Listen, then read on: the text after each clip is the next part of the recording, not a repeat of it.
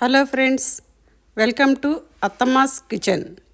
సులువుగా మసాలా వంకాయ ఎలా చేసుకోవాలో చూపిస్తాను.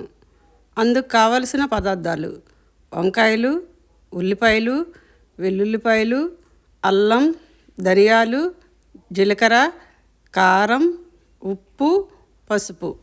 ముందుగా కట్ చేసుకున్న ఉల్లిపాయలు, ఎల్లుల్లిపాయలు, అల్లం, ధనియాలు, జీలకర్ర మిక్సీ జార్లో వేసి పేస్టులా చేసుకుందాం.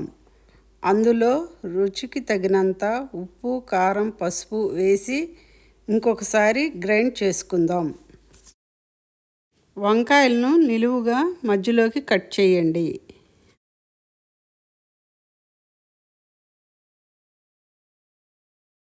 మసాలా పేస్టును వీడియోలో చూపిస్తున్న విధంగా కూర్చండి.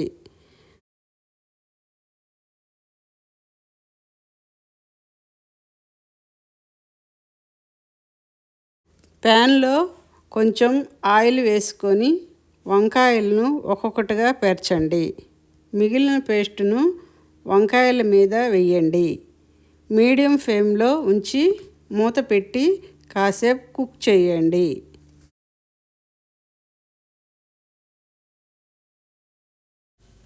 ఒక 10 నిమిషాల తర్వాత మూత తీసి వీడియోలో చూస్తున్న విధంగా వంకాయలను కదపండి. వంకాయలను ఒక్కొక్క కాయను 2 వైపులా కుక్ అయ్యేలాగా తిరగతిప్పండి.